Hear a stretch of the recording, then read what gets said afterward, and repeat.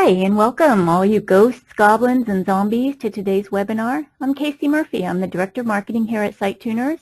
And let me start off by saying, if your conversion rates scare the daylights out of you, you are definitely in the right place, because we're going to be talking about the tricks and treats of high converting lead gen forms.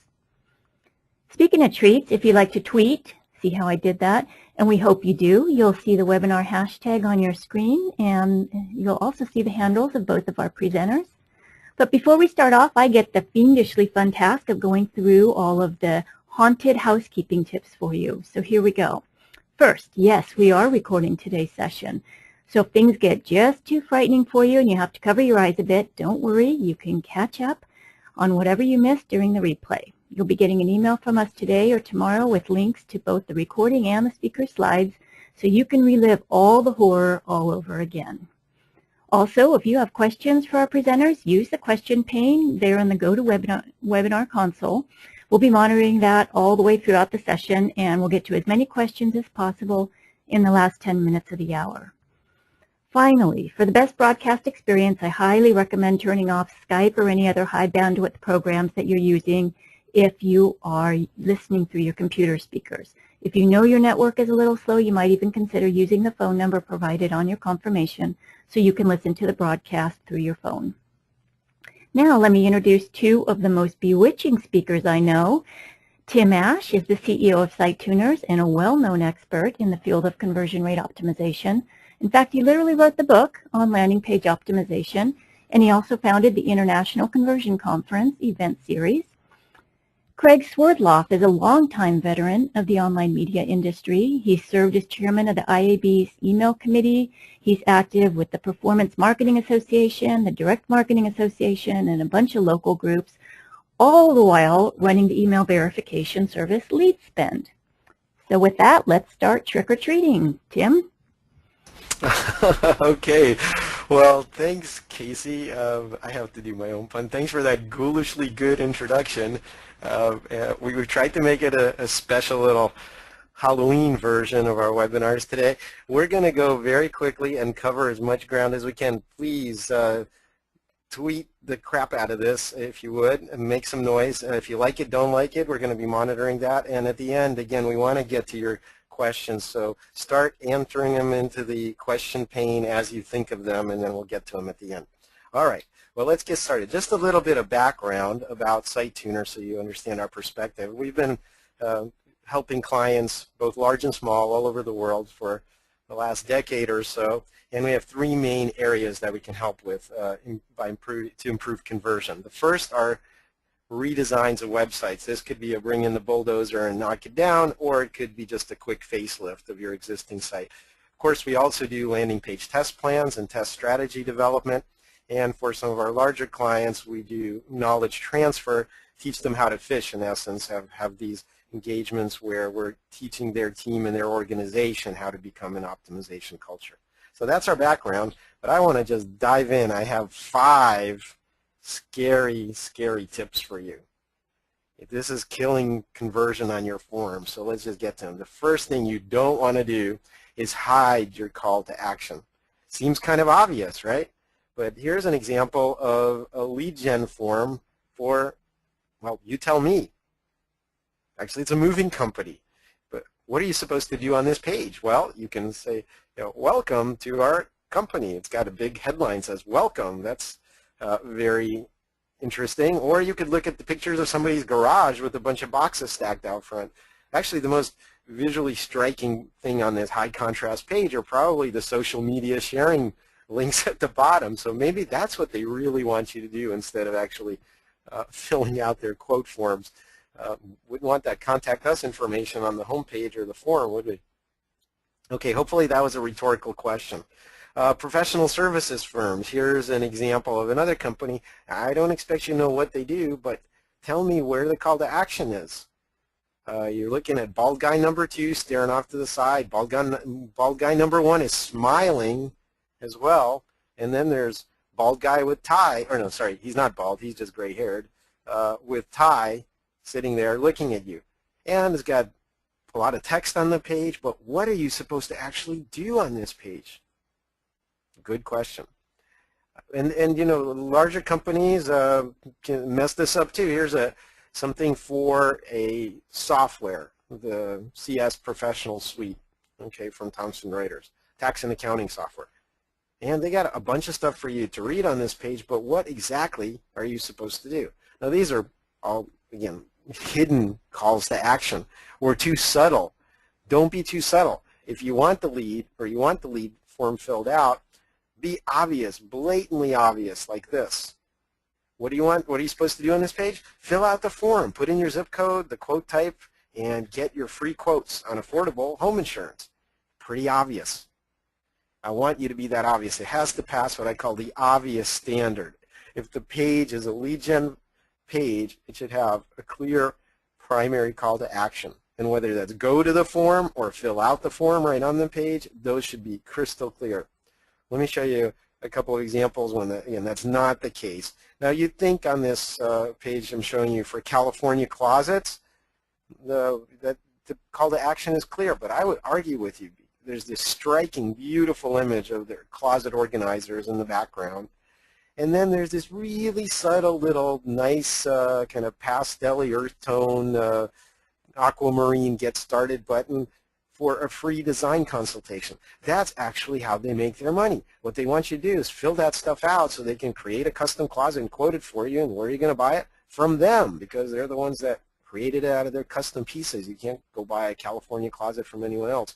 So once they get your investment in filling out the form, they're happy campers. Unfortunately, that form is so benign compared to the striking large-scale full-screen photograph behind it that, again, it's kind of a hidden call to action almost. Another one of my favorites, this company, I don't know what they do. I don't really care, but I picked this page originally because they're one of the largest spenders on Google AdWords in their category. So yes, indeed, they're driving paid traffic to this, which is their homepage. And what do they want you to do on this page? Well, is it to look at Vanna White pointing to the little laptop? Nope, that's not it. To look at the report screenshots, which are unintelligible and too small and towards the lower right? No, that's not it either.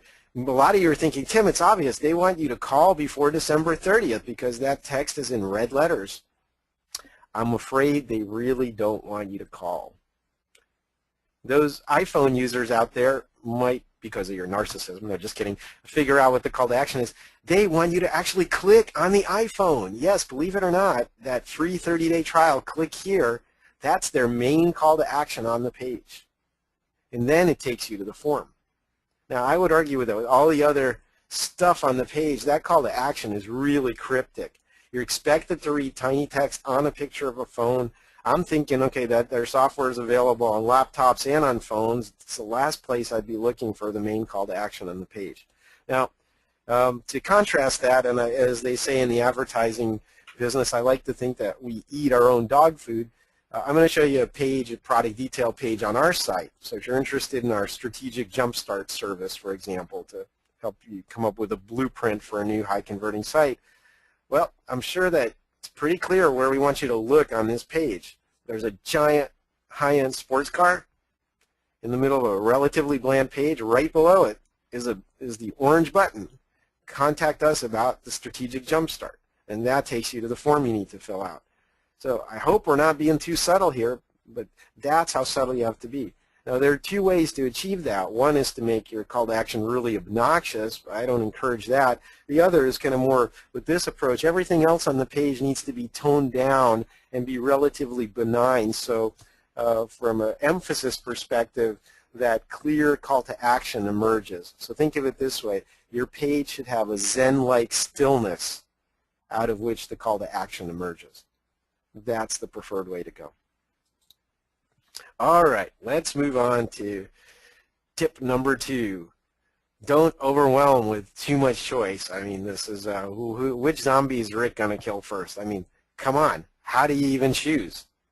Whose eye should he stick the crowbar through? Good question. I don't know how he's going to solve that issue. But I don't want you to do the same. Now, this sometimes doesn't apply. If you have only a single call to action on your forums, that's great. But what if you have multiple calls to action? then it can be a problem. HomeGain or a lot of these kind of lead aggregator businesses, LendingTree, for example, or something else that represents a category of different things. Look at the number of actions on this page. Well, let's just, okay, so let me narrow that down. Let's just narrow that down to the ones represented by buttons. Well, in the upper right, there are 2 buttons. Across the middle section, there are 4 buttons and another go button kind of off below that. Then there's a search button, use a realtor button, and then shop and compare. So about 10 buttons on the page. Which of these things do you really want me to do? You're not visually prioritizing.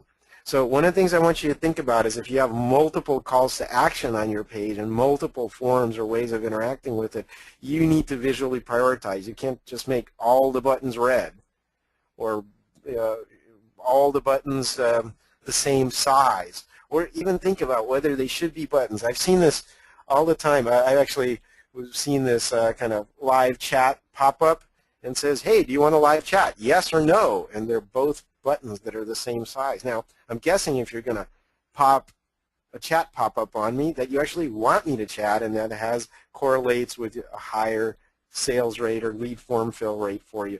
So why would you make both things, both potential actions, buttons? You need to emphasize things, even when it's just a limited choice of yes or no. You should make the yes button a button, and maybe off to the left in tiny little text, you should have a text link that says, no thanks, or something like that. So I want you to think about controlling the visual emphasis on the page and really guiding me towards the actions that are either most popular or the ones that have the most value for you, but don't just kind of plaster choices with roughly equal visual emphasis all over the page. All right, let's move on, going quickly here. And again, these decks will be available. We'll get both my deck and Craig's deck to you later. Don't ask for too much information. Now, it seems like common sense, but there's actually a lot of forms that ask for unnecessary fields. I can give you some obvious ones, like please repeat your email here. Craig will tell you why that's an awful idea. Or repeat your password. But there are more kind of common problems, or the worst of all, by the way, is having that letter recognition so that robots don't autofill your form out. If you haven't figured out a technical solution like the rest of the world, which doesn't require those letters, you should really take a second look at it, because that's going to kill you. It's certainly not information you need. It's just that your IT guys are too lazy to figure out something better. And I'm a recovering IT guy, so I say that with all due respect. But I guess my main point is that when we get on the internet, we all get afflicted with this deadly zombie-like virus, and that is greedy marketer syndrome. And it's a very nefarious disease. Luckily, there is a cure, but we ask for too much information. We ask for the close. We ask for all this. I'm going to talk about that in a second, but let me show you some examples. This, I think, is one of the most ironic landing pages ever. Adobe has this testing technology called Test and Target inside of their Omniture suite.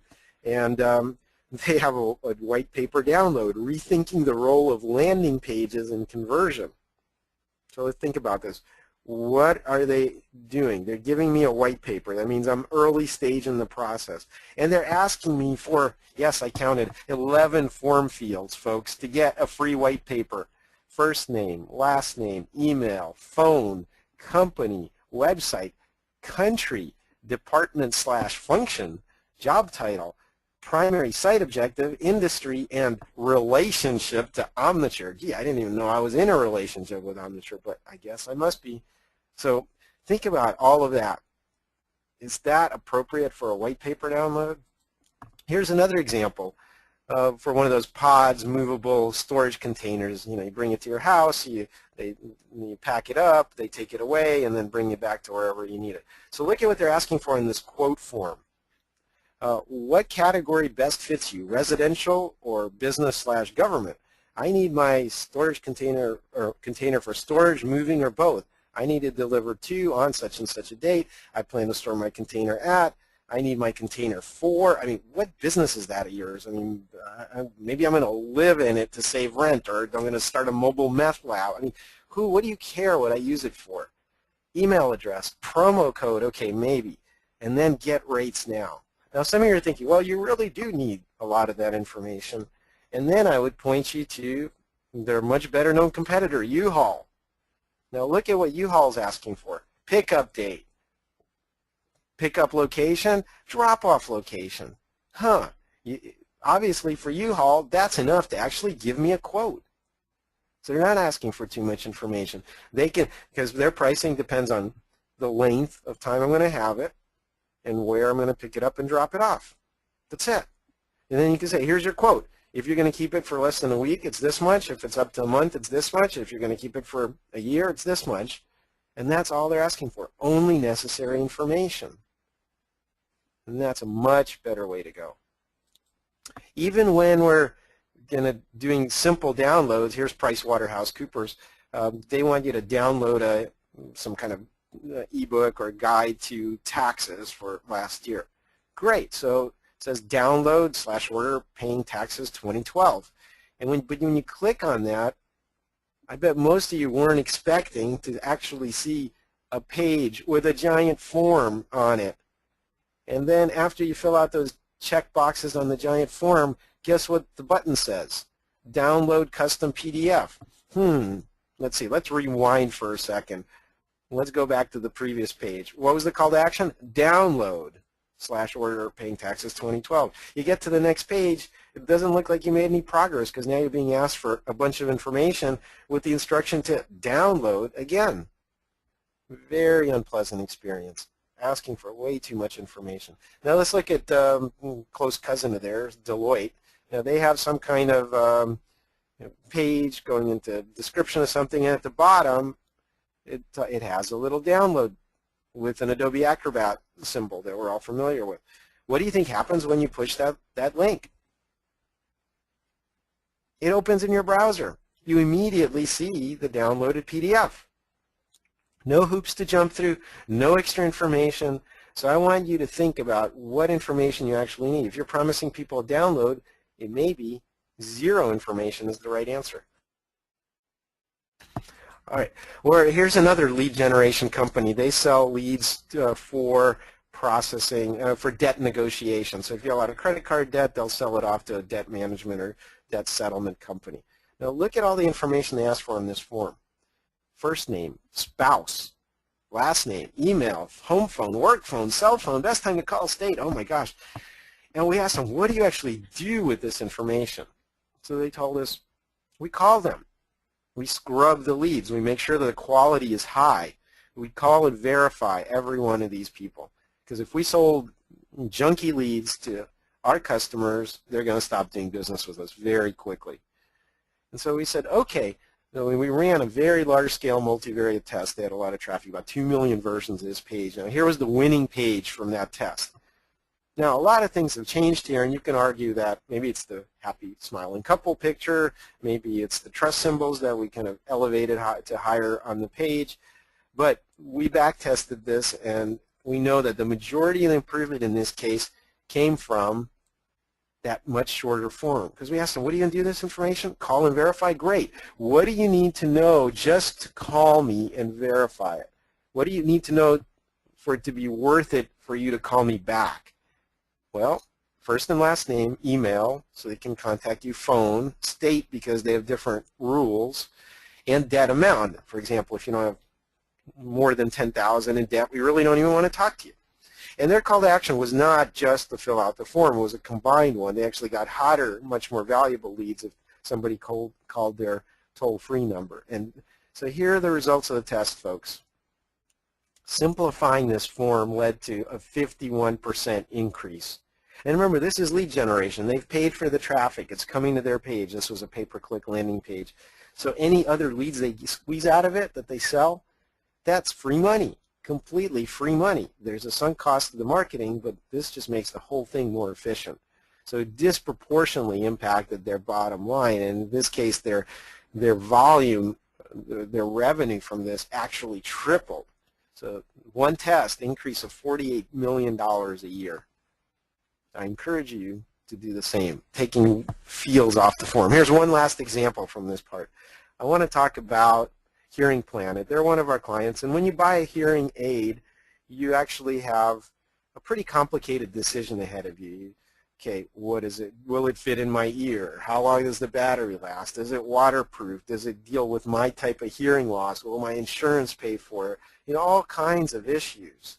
And so they have a great bribe, downloadable guide, buyer's guide to hearing aids. It's a great bribe, okay? And they have, this page was designed just for pay-per-click, and they have this form.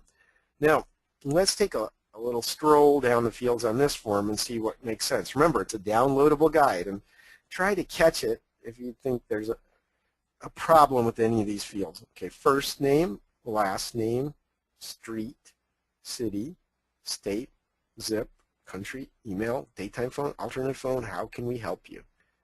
Anybody detect any problems here? Don't answer in the Q&A pane. Just it's a rhetorical question. This is a download, folks, and they're asking me for my street address and my phone number. What are they going to do? Oh, Mr. Ash just wanted to call you and make sure you received that download, instant download of yours. Or, hey, knock on my door, why don't you, on a weekend and say, Mr. Ash, just want to make sure you got that download. Hey, why do you need my street address? Why do you need my phone? It's completely inappropriate.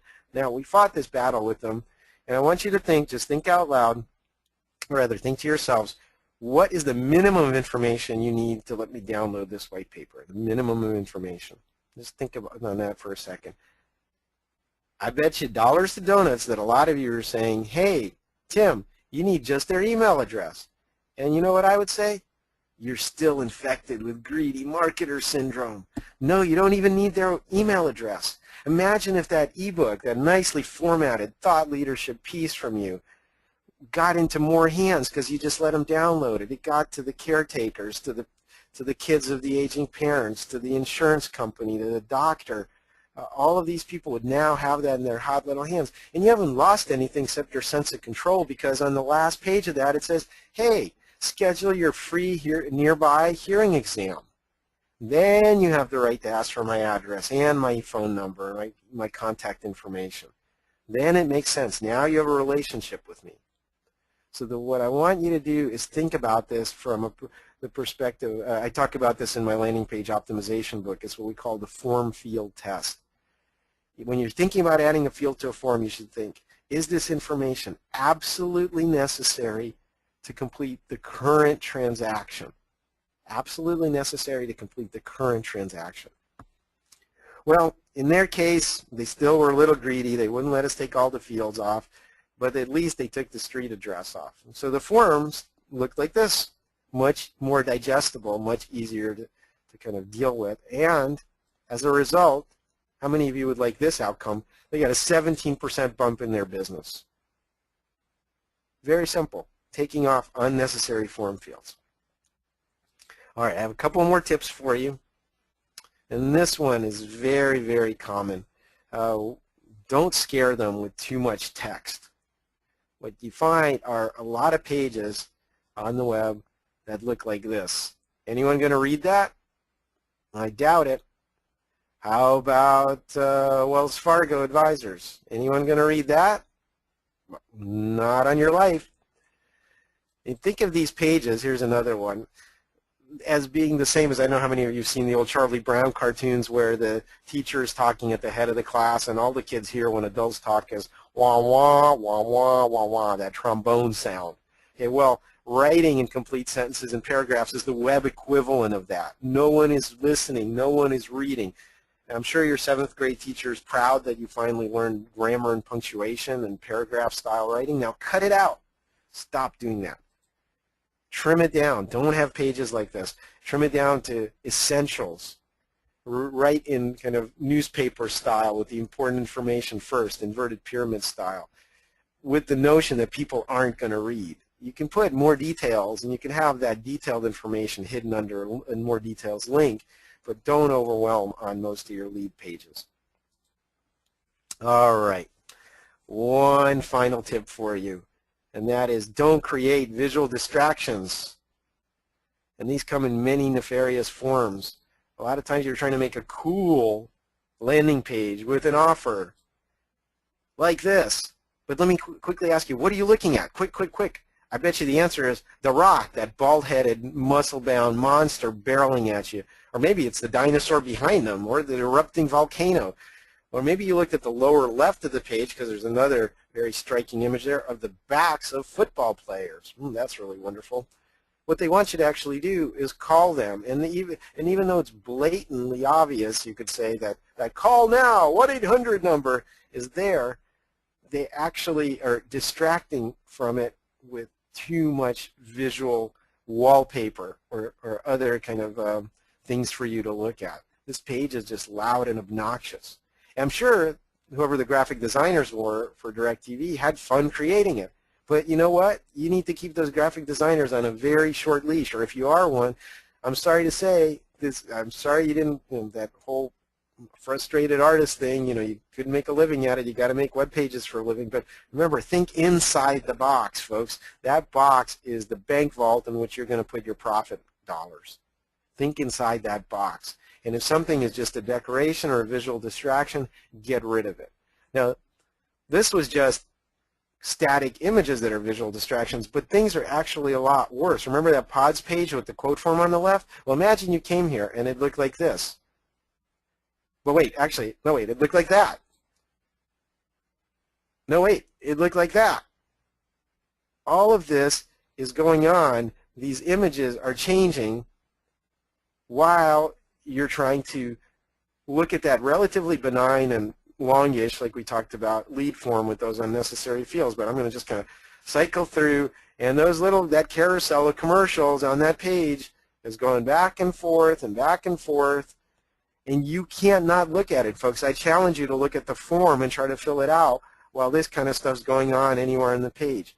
Motion is death. Motion is deadly. Unless it's absolutely necessary for your conversion action, you shouldn't be doing it. Our brains are wired for motion detection in a very wide, like 220-degree visual field. We can't see detail, we can't see color, but if something's barreling at me from the left, I don't need to know that it's a brown bear with sharp teeth. I just need to get the heck out of the way and go to the right. So we can't not look in motion. It resets our brains to pay attention to that because that has survival value.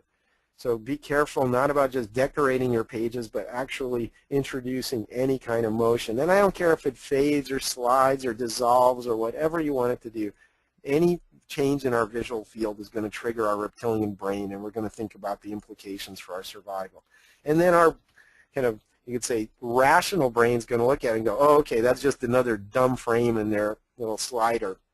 But you know what? 2 seconds later, when the next frame comes along, we'll do it all over again. That reptilian brain doesn't learn from experience. It just has automatic routines that kick in. All right, so here's a quick summary of what we're talking about. Don't hide your call to action. Don't overwhelm with too much choice. Don't ask for too much information. Don't scare them with too much text. Whoops. I forgot the word text, but that just proves my point, that you shouldn't scare them with too much. Fill in the blank. Don't create visual distractions is my final tip. All right, well, before we kick it over to Craig, I just want to offer you guys a look at your own page. If you think this was scary, you know, it's all fun and games until someone loses an eye. Go back and look at your own website and your own landing pages. If you want us to review it, 45-minute review, only $6.99, use the promo code BOO before next Friday at expressreviewoffer.com, and you will get an additional $200 off. We also have a longer site-wide hour-and-a-half review, a 90-minute review. So take advantage of that, and I think you will be terrified at what we find on your landing page. As Casey mentioned earlier, we run and chair the International Conversion Conference Series. Craig has been a very well-received speaker at our recent Boston show. If you want to go to any of our U.S. shows, or international for that matter, we're in San Francisco in March, Chicago in June, and Boston in October. You will save an extra $100 off. Write it down, even off the double early bird rate, with the promo code BOO. Drinking from the fire hose. You're going to learn from the best in the business. If you want to contact me, it's very easy. I'd love to connect with you. and I'm going to just throw it over to Craig, and he's going to scare the crap out of you a little more. Perfect. Thanks, Tim. I'm glad to be here. Thanks for having us. I guess to get started, I think it would be helpful to kind of reiterate the agenda, at least for my portion of the presentation today. So Tim asked me to come and speak today about two things, really. One is bringing inactive subscribers back from the dead, and you've got to love all of these Halloween puns. And then the second is how to keep your list from becoming an email graveyard. And for those of you who are curious what the relationship is here between landing form conversion optimization and email marketing, I would throw two stats out at you to get started. The first is that website registration is still the #1 driver of list growth, according to Marketing Sherpa from a recent poll of marketing executives that they took. And second is that email is still #1 for marketing ROI. And so when you put these two together, hopefully you've got some good hints and tips to really accelerate your list growth and email marketing efforts. So just quickly, a little bit about LeadSpend. LeadSpend was founded in 2008. We are based in New York. We perform an email validation service, which means we're checking to see whether an email address is valid and deliverable. And customers use it either at the point of capture on a registration form, point of sale, or even in a call center to ensure that they're collecting valid email addresses up front.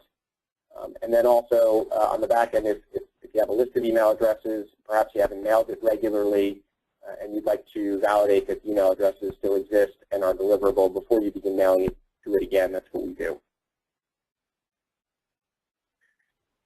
Okay, so first I'm going to talk about how to optimize your lead gen forms with email validation included.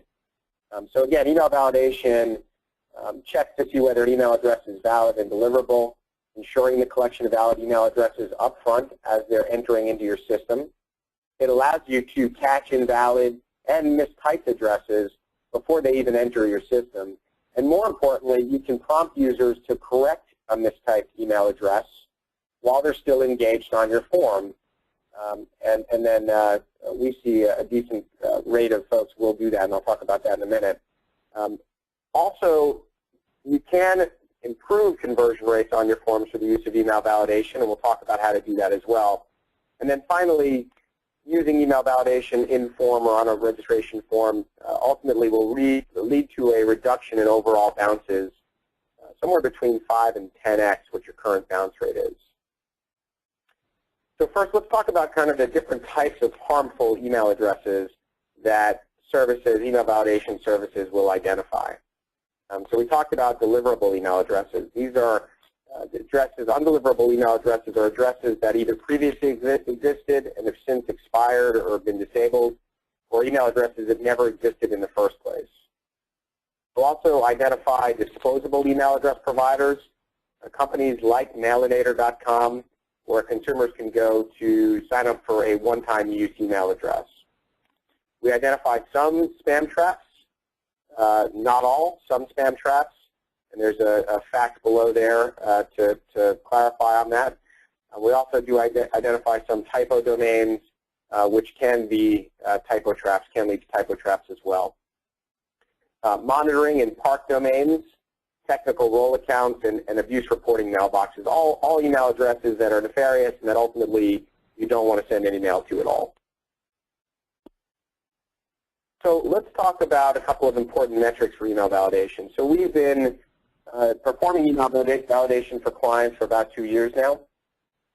We did a study to identify kind of average invalid rates across our customers on registration forms. And we see that that's about 6.41% across the board. Importantly, using email validation on a registration form and prompting a user who has mistyped their address or entered an invalid address, we see about 2/3 of the time, 67% of the time, people will provide a valid email address when prompted to. This is a really important metric because we talk about if 6.41% of the registration on your form are invalid, 2/3 of the time people will correct it. You're seeing a net increase of around 4% in total valid registrations, which can be significant. Importantly, invalid email addresses will negatively affect your email marketing performance. There's a direct correlation between bounces or unknown user rate and sender score, which leads to an ISP making a determination about where to direct your email, whether to put it into the junk folder or to deliver it into the inbox. And so we did a study with Return Path where we found that any sender with an unknown user rate below 0.2% has a sender score in the high 90s out of 100, which means a vast majority of their mail is going to be successfully delivered to the inbox. Alternatively, a sender with an unknown user rate above 5% has a sender score somewhere in the 60s, which means that a decent percentage of their mail is being filtered out of the inbox and not making it to the inbox of their customers, and that's important. One quick sort of best practice for using informed validation: if somebody enters an invalid email address on your form and you immediately prompt them to re-enter a valid email address, and they enter an invalid address a second time, it may be the case that at that point you want to accept the address, flag it in your database as being invalid, and not mail to it, but allow the consumer to continue through the registration process. And perhaps get them to correct that address later on in the process. Maybe they've had more exposure to the product and are more comfortable with the value proposition that they're getting in exchange for providing a real email address. All right, so we're going to jump in here to why email validation is a cure for zombies, sticking along with the Halloween theme here. We're going to talk about how to use email validation to bring an inactive list back from the dead, and also how to keep your list from becoming an email graveyard. So first is, how many folks on the call have a list of email addresses that are sitting on a shelf somewhere collecting dust? Probably not a lot of you do, but maybe you've got some segments of your list that you haven't mailed to in some time. For various reasons, that particular segment is you don't have any particular content for them. But as those email addresses sit on a shelf somewhere, they age. And we see that about 20 to 30% of email addresses will turn over each year. So if a segment of your database hasn't been mailed in a year, you can expect that 20 to 30% of that list will hard bounce when you send mail to it. So it's an important thing to keep in mind. Obviously, best hygiene practices are to send mail more regularly than once a year to keep your database up to date and as clean as possible. But as we all know, not every one of us is utilizing best practices, and there, of course, is always going to be data that isn't getting mailed to as regularly as we'd like to. So email validation allows you to identify and remove those inactive email addresses before you mail. First, let's define what an inactive subscriber is. An inactive subscriber is someone who's no longer reading your mail, but hasn't yet taken action to stop receiving it. Importantly, it's also not an undeliverable address, but rather a real address that's deliverable, but is just a subscriber, that particular subscriber at that address is no longer reading your mail.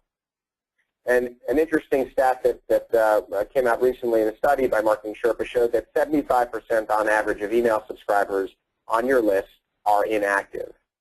I think retail had the highest rate of activity within their list as a category, but it was only 30% on average of a retailer's list are active at any given time.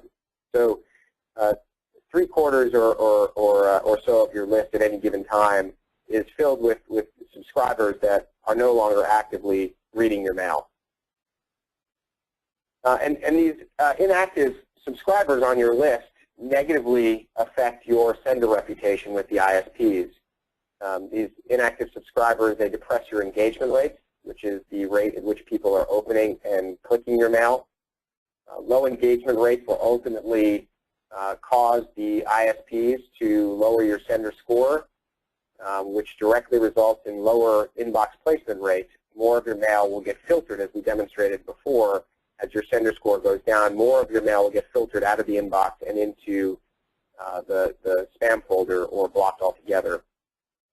And also importantly, over time, ISPs are going to reclaim addresses and recycle them to new users, for example, as Yahoo did recently in August, or convert them potentially into recycled spam traps. So defining inactive addresses is important, and removing them is important to solve for and improve your deliverability. But there's a caveat, which is that there are a lot of email addresses in your list that may appear to be inactive, but aren't necessarily so. Just because they're not opening or clicking on your mail doesn't mean that they're not interested in receiving it, and it certainly doesn't mean that they may not be coming into your store or engaging with you through social channels or through your website or some other means. So we have this nice cartoon here on the right, and essentially it's talking about the fact that there are folks who look like zombies or may look like zombies on your list, but aren't, and you have to be careful not to throw the good away with the bad. And this is the term for this in World War Z, I think, was a quisling, in case anybody's read the book. So let's talk about defining an inactive subscriber and ensuring that you don't throw away the good with the bad. So first is, if somebody hasn't opened or clicked ever in the time that you've had them on your list, that's probably a good qualification for defining them as inactive. If they've never made a purchase from you as well, whether that be online or offline, if you don't have that data, you don't have it, but if you do, it's certainly an important metric to look at as well. And then finally, you want to make sure that you're not unnecessarily throwing away subscribers just for the purpose of keeping a clean list, but rather you want to make sure that you're monitoring your inbox placement rates to ensure that you're only throwing away addresses if you're struggling with this metric. Otherwise, there's really no point in throwing them away unless it's about saving some cost from the sending of mail, which is ultimately not that expensive. So if all three of these criteria are true, then you can start to eliminate. And I would recommend that you remove the inactive addresses that have been unresponsive the longest first, the ones that have never opened or clicked, that have never made a purchase. And I would also throw in a few other metrics as well. And actually, we've got a white paper for folks that is kind of a working document on how to define inactive subscribers for your organization that I'm happy to share with anybody who contacts us via email or Twitter as well after this is over. Tim, Casey, thank you so much. I appreciate you guys inviting us. And I guess we're going to move on to questions and answers at this point. Exactly right. So I think that there are quite a few questions, so let's see if we can answer them. If you haven't entered a question, go ahead and enter it now. And we're going to make the best attempt we can to answer as many of them as we can. I think we'll have time to get to most. So one question I have here is the question about demographics. For example, are older people, Stephen's asking, are older people willing to fill out more before bouncing compared to younger generations? I haven't seen anything specifically on form fill rates. The one thing we know in general is that older people are less technically kind of adept. They're less likely to be early adopters, more set in their ways, if you will, and also have a harder time navigating on the computer or doing even simple things like changing the focus on form fields and things like that, or reading small-scale text. So if your demographic is more kind of biased towards older people, I would say the rules about less form fields still apply, but the form design itself needs to be very usable. Craig, any thoughts on that topic? No, I mean, I think that that's absolutely right. one thing with older demographic audiences related to the email address is you typically see a higher percentage of AOL and Yahoo addresses relative to younger audiences, and certainly less turnover with email addresses year over year. Okay, and then Ruturaj asks, why do you need two form fields? I had on one of my examples first and last name. Why can't it simply be your name? In terms of personalizing emails, well, obviously you don't need both. You could probably get away with just the first name, but how important is personalization, Craig? Have you guys looked at that? If I just say, hello, Craig, when I send you an email, is it more likely to be opened, read, or acted on? Yeah, absolutely. Personalization is critical, not just first name personalization, which I think at this point seems almost a foregone conclusion, but there are companies and services out there that, like for example, Movable Ink, that do dynamic image rendering and optimization based on geolocation and other factors that are determined at the point of open of the email itself, not actually at the point of send, but at the point of open. Live intent as well as doing it. Now, that's information that you're getting kind of automatically behind the scenes, but the question I think is really more, is it worth asking for the first name and making your forms longer? It's like, how much more effective do you think an email is if you have an open, in terms of open rate, personalized message? That's a great question, Tim. I don't have the metrics, but I would suggest it's worth testing for sure. Okay, great. All right, let's see. Somebody was asking, is it okay to keep the extra text below the fold on the page if I'm crazy about SEO and interlinking? Yeah, below the fold, go to town, or even below your call to action form. There's no reason your form should be stripped down. My main point was that you want to make the call to action clear relative to the rest of the kind of content or visual style on the page. And Mike asked about motion. Same rules when it comes to e-commerce homepage with the ticker? Absolutely, Mike. Nuke the motion. Don't use motion unless it's integral in telling your story. If you have a direct response page and it's one that is kind of, what would you say, focused around watching a video, if the video is your central kind of initial conversion, you want me to watch it, then okay, maybe you autoplay it or something like that, even though that may be risky. But you certainly want to get rid of just visual distractions. Now, Craig, I think you kind of had a question about seasonality. Do you want to talk about that at all? Yeah. Well, so we touched on this earlier in the presentation, but a lot of marketers don't send mail year-round or heavy up their sends around certain times of the year, whether they're the holidays or if it's a tax software around tax season, for example. So yeah, it's important that if that's the case, to keep in mind that about 20 to 30% of your email addresses are turning over year, and so to avoid sending mail during those seasonal periods and experiencing extremely high bounce rates, which will really negatively affect your sender reputation very quickly, causing a lot of your mail to be blocked or filtered out of the inbox.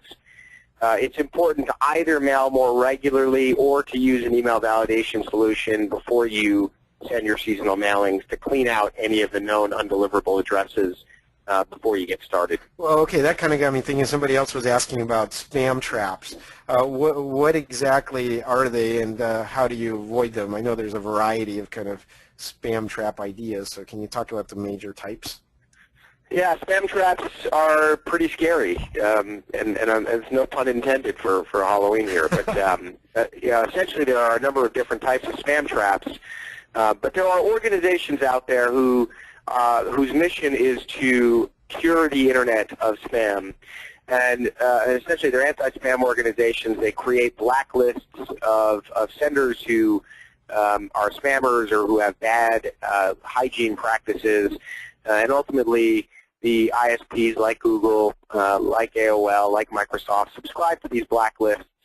And so if you wind up being on a blacklist like Spamhaus or SpamCop, it will cause these ISPs to start blocking your mail outright. So it is very scary. Okay, so it's kind of like a binary thing. I mean, I want to emphasize this for those folks that haven't thought about it this way. But if you have a squeaky clean sender reputation, vast majority of your email can get will get delivered. But if you fall off of that even a little bit, there's a good chance that you'll just be blacklisted, which means none of the emails are going to get delivered. I mean, in extreme cases, if somebody has a really horrible reputation score as a sender, what percentage of their emails are actually getting through? Oh, it's essentially the same thing. If their score is really, really awful, then essentially none of their mail will get through anyway. You can mail it, it's just going to bounce or get diverted to junk folders. That's what you're saying.